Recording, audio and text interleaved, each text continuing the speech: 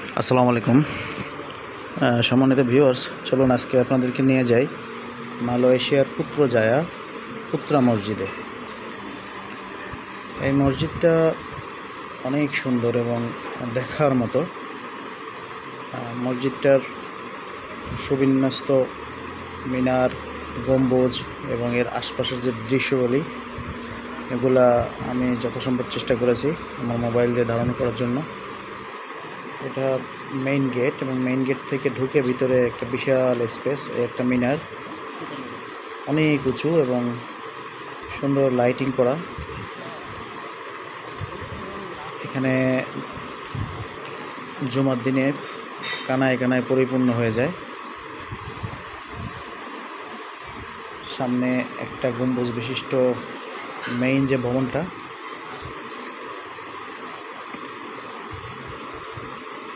এখানে নারী পুরুষ সবারই নামাজ পড়ার যথাযথ ব্যবস্থা রয়েছে। অত্যন্ত চমৎকার একটা পরিবেশ, না গেলে আসলে বোঝা যাবে না যে কতটা সুন্দর হয় একটা মসজিদ। বিশেষ করে এখানে ওযু করার জন্য নিচে ব্যবস্থা রয়েছে। মেইন গেটের দুই পাশে এখানে আন্ডারগ্রাউন্ডে গিয়ে আমি ওযু সেরে এখানে সালাত আদায় করব।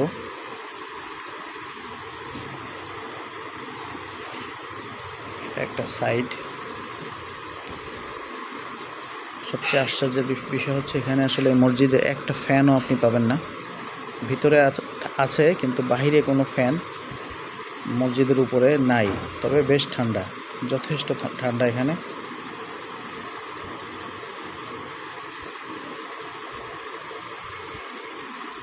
এটা হচ্ছে মসজিদের ভিতর, সম্ভব সুন্দর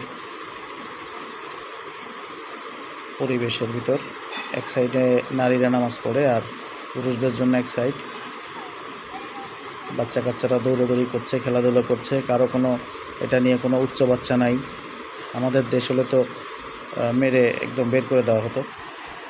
এই সাইডটা হচ্ছে মেয়েদের নামাজ পড়ার স্থান। দেখুন, একটা ফ্যানও নাই কোথাও, বা এখানে বড় কোনো এসিও আমি ঝুলানো দেখি না, কিন্তু অসম্ভব ঠান্ডা এবং খুবই সুন্দর পরিবেশ।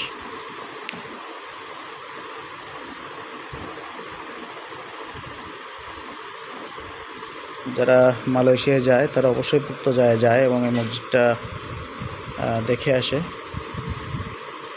আমার অনেক ভালো লেগেছে এই মসজিদটা। এখানে ডক্টর জাকির নায়েক সালাত আদায় করতে আসেন মাঝে মাঝে।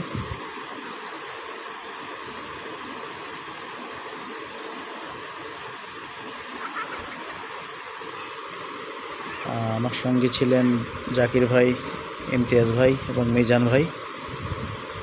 আমরা এই চারজনে গিয়েছিলাম। আশা করি আপনাদের ভালো লেগেছে। আসসালামু আলাইকুম।